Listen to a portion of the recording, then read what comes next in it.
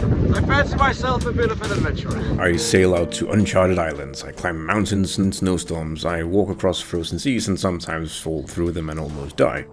And at the end of a long hard day of adventuring, I like to relax on my couch with my furry friends and play an Arctic survival video game where I find myself on a strange deserted island, I climb mountains and snowstorms, walk across frozen seas and sometimes fall into them and almost die. And then the irony of that, it finally hit me.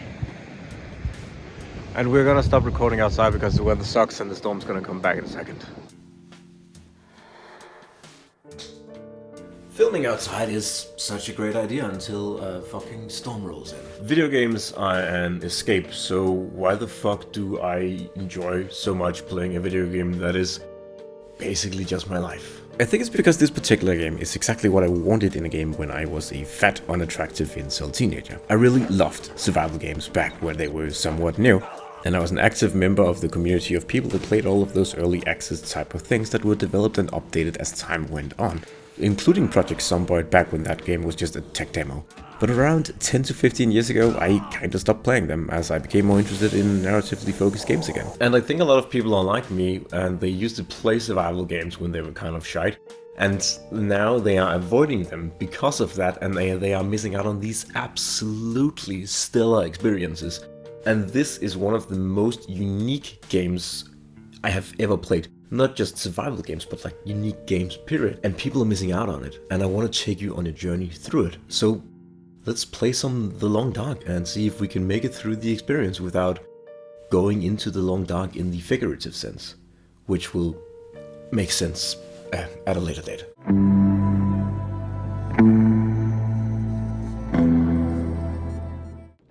So our game opens up as we're just hanging out in our hangar. We are Mackenzie, a grizzled Arctic pilot who takes people where they need to go no matter how far out in the boonies it is. Mackenzie gets called up by his ex-wife who needs to go to Bear Island for some mysterious purpose that is classified apparently. It's implied that she is some sort of doctor person, and it's implied that the reason that they got divorced was because of the death of her child. We'll get into all of that later, but for now, they set off to Bear Island in Mackenzie's plane, and then a strange light appears, which is not supposed to happen because it is nighttime. The equipment in the plane shorts out and they crash. Mackenzie wakes up having been thrown from the plane and tumbled off a cliff and landed somewhere down below. Beaten and battered, he gathers what little equipment he can and lights a fire in a nearby cave. We somehow landed below the main crash site, so after regaining some of our composure following the traumatic event, we climb the cliff and then search for signs of our wife. We find no trace of her at the crash site, which is apparently good, because if there is no body, then she must have made it out alive. Descending the mountain, we enter a town that is seemingly completely deserted, except for one house where we see that the lights are still on. We enter it and are threatened by a blind woman wielding a hunting rifle, and through some shrewd diplomacy, we make a deal with the woman called Greymother. Now is the point that the game really opens up and we can start talking about the gameplay. It's also the point where the game began to become interesting to me, because I find survival games inherently uninteresting these days, because of how easy they are. And we're gonna get into why I think that and how this game avoids it at a later point in the story, but for now, let's talk gameplay. The Long Dark is an Arctic survival simulator. The basic goal of the game is just to survive, and the way we do that is to keep the 4 bars on the screen not empty. The bars are temperature, energy, thirst and hunger. And there is also a 5th bar, health, but health doesn't act like the other bars. We will get into that later. But the other 4 bars are fairly straightforward. Every time you step outside, your temperature is gonna start ticking down. The conditions you are in will determine how fast they go down or how fast they go up. Going outside when the sun is up and the sky is clear won't do much to take it up or down. The minute, however, the weather starts to change and the wind starts blowing, or the sun goes down, or you become wet or somehow injured, that's the minute that the temp gauge will start to go down, and it will go down fast.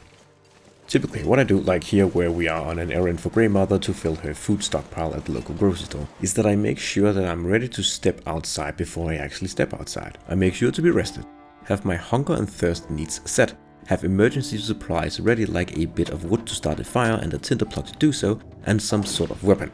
Right now that weapon is a stack of pebbles and a flare to keep away wolves, but at least it is something. And then of course we also need to have a tiny bit of provisions of supplies just in case we need to seek shelter on the way due to a storm or an aforementioned wolf. And then I chart my course on the in-game map to make a mental note of the places of interest that I need to pass on my way to ensure that I'm on the right path. And then I set out. As you can see, because all of the meters are taken care of, the trip goes extremely smoothly. We arrive at the gas station super quickly and don't have to deal with the wolves that are just nearby, because our walking speed, due to being good meter readers, is significantly faster than it would have been if we were injured. We will talk about injuries later. But for now, let's keep talking about meters. We are at the gas station, and it's locations like these that we need to get familiar with and take mental notes of. Because we will need to come to places like these, and often we will need to come to places like these again and again and look for supplies to stock up with. The food here actually isn't worth much, because it's mostly junk food, and there are better sources of food out around in the wilderness. But we will get into that later. But an important thing that you can always find in these places is drinkable water, because they always have a toilet and a cistern on the back of the toilet that contains nice clean drinking water that doesn't need to be boiled, and there will be situations where you will need to know where to get water in a pinch when you don't have time to boil it. And because we are out in the boonies, most stores will also have canned goods, which will replenish your health quite a bit, and if you cook whatever is in them before you eat it, you will recover more health and even get a buff to your stats. And since we are way out here, these stores also often have survival gear like lanterns and batteries for flashlights and many other things. And it has everything that Grey Mother needs to get her through the winter, so we make our way back to her and then replenish her stores. As per our agreement, Grey Mother tells us that Astrid, our ex-wife, was passing through here, but that she was taken away by some people, and apparently those people also made the other people who lived here in town disappear. There was an evacuation in place leading up to when our plane crashed, and there is a crashed prisoner transport on the outskirts of town, so it seems like the prisoners escaped and then started making trouble. The crashed prisoner transport is stuck in the middle of an avalanche, and the combined car pileup and avalanche has completely blocked the road leading from this town to the next valley over. Grey Mother tells us that she has something that can help us, but that it's locked in her safe deposit box, and that the key is at the old Milton farm. We make our way there and learn from one of the surviving prisoners that they did take Astrid, but that unlike all of the other townspeople who they ended up killing, Astrid escaped because she stabbed this guy and then crawled through a hole in the prisoner transport bus that led to the other side of the valley. We save the prisoner's life, get the safe deposit box, and then make it to the bank, before we realize that we need the bank manager's codes to open the vault. And because we find a key to his house, we get the idea that the codes are probably back there somewhere. It's really cool that the game doesn't actually tell us where his house is. It just expects us to go around town and look for a house that has a locked door, and then use the key on that door to unlock it, and then deduce that it is the bank manager's house. We do, and we find the key and head back to the bank. While searching for the bank manager's house, we entered a few other houses around town and picked up a few more safe deposit box keys. The interesting thing is that these keys unlock completely useless shit, because why wouldn't they?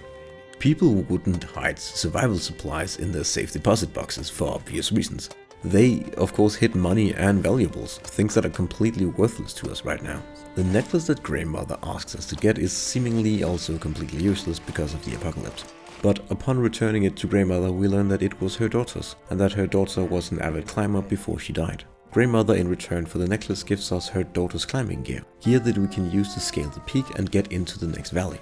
We do a final favor for Grey Mother and leave her daughter's necklace at her grave.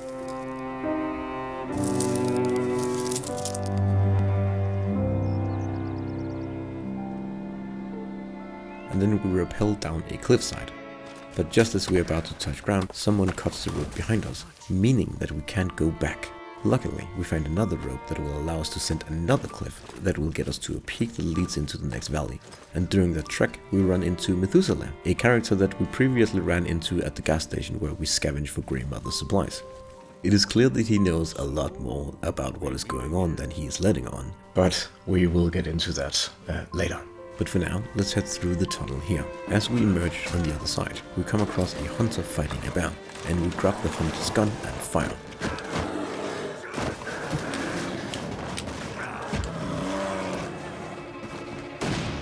And then the screen fades to black.